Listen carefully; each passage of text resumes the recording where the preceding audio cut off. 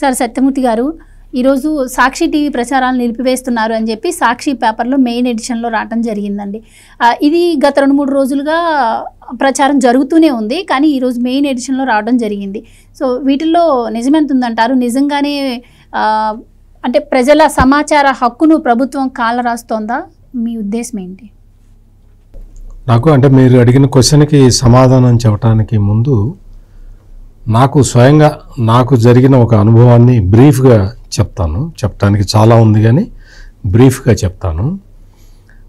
నాకు తెలిసిన ఒక జర్నలిస్టు ఉండేవాడు, చాలా యాక్టివ్గా ఉండేవాడు. అతను పౌర హక్కుల గురించి పోరాడుతూ ఉండేవాడు.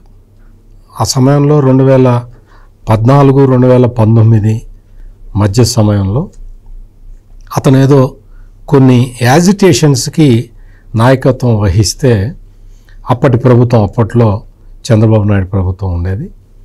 అప్పుడు అతని మీద కొన్ని కేసులు పెట్టారు. కేసులు పెట్టి పోలీస్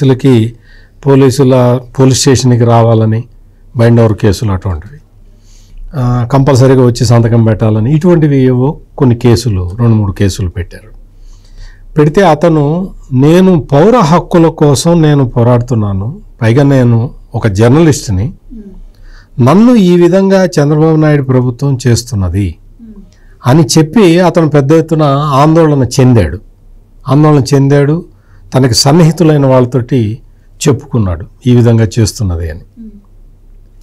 ఆ తర్వాత 2019 అసెంబ్లీ ఎన్నికలు వచ్చినప్పుడు అతను చంద్రబాబు నాయుడు ప్రభుత్వానికి వ్యతిరేకంగా ఊరూరు తిరిగి ప్రచారం చేశాడు జగన్మోహన్ రెడ్డికి అనుకూలంగా.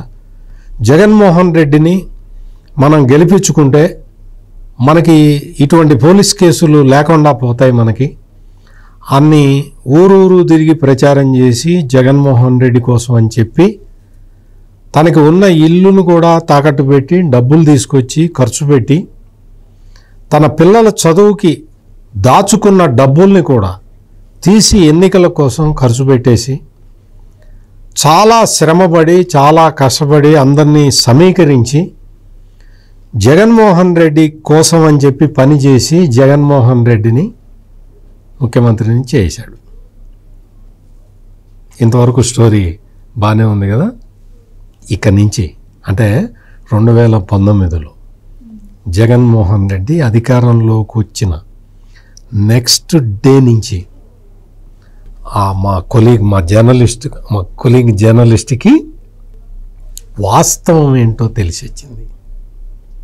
మొత్తం ఎక్కడికక్కడ ఊళ్ళల్లో వాళ్ళన్నీ, అంటే అప్పట్లో చంద్రబాబు నాయుడు కట్టించిన టిట్కో ఇళ్ళని లేదు, అక్కడ కొన్ని కాలనీలు ఏర్పాటు చేసి వాళ్ళకు స్థలం ఉంటే ప్రభుత్వము డబ్బులు ఇస్తుంది ఇల్లు కట్టుకోవటానికి. ఇటువంటి స్కీములు, దళితులకు సంబంధించిన స్కీములు, ఇవన్నీ కూడా ఒక్కొక్కటి ఆవిరైపోవటం మొదలు పెడితే పౌర హక్కుల కోసం పనిచేసే అతను కరెక్ట్గా జగన్మోహన్ రెడ్డి ప్రభుత్వం వచ్చిన 6 నెలల్లో మళ్ళీ రోడ్డు మీదకి వచ్చాడు.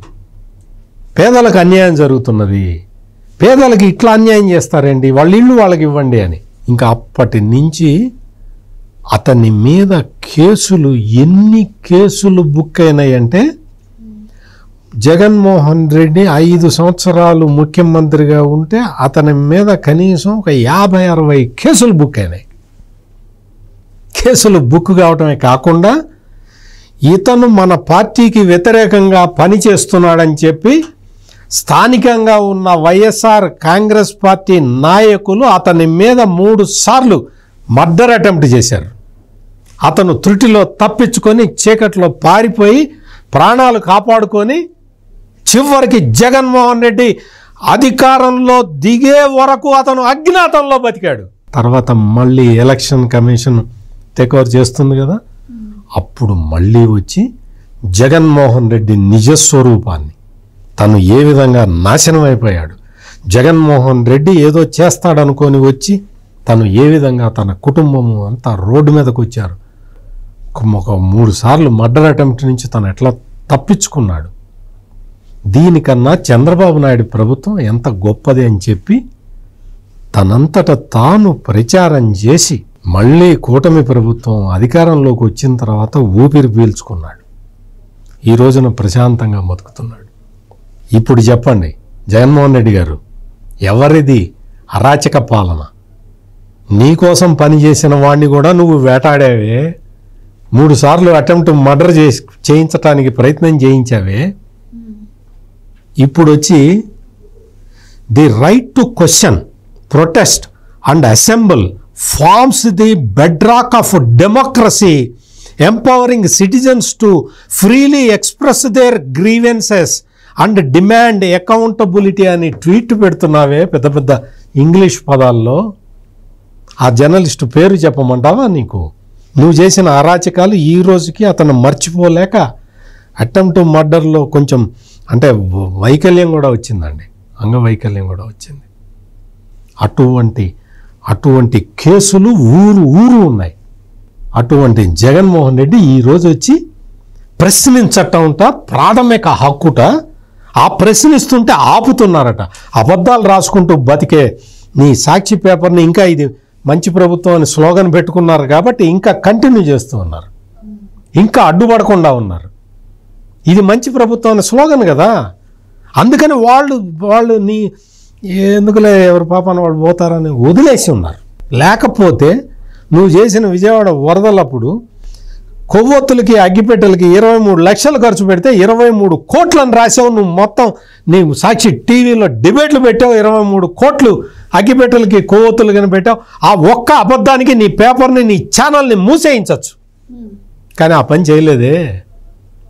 ఇది మంచి ప్రభుత్వం అని చెప్పి స్లోగన్ అది పెట్టుకున్నాం కాబట్టి మనం ఎవరికి కూడా కష్టం కలిగించకూడదు అని చెప్పి ఆ ఉద్దేశంతో పోతూ ఉంటే ఇంత పెద్ద ట్వీట్ ఇంగ్లీష్లో చాలా గొప్ప ఇంగ్లీష్లో పెట్టి ట్వీట్ పెట్టాడు. అంటే నీ నిజస్వరూపం అందరికీ తెలిసిపోయింది కాబట్టి ఆయన గురించి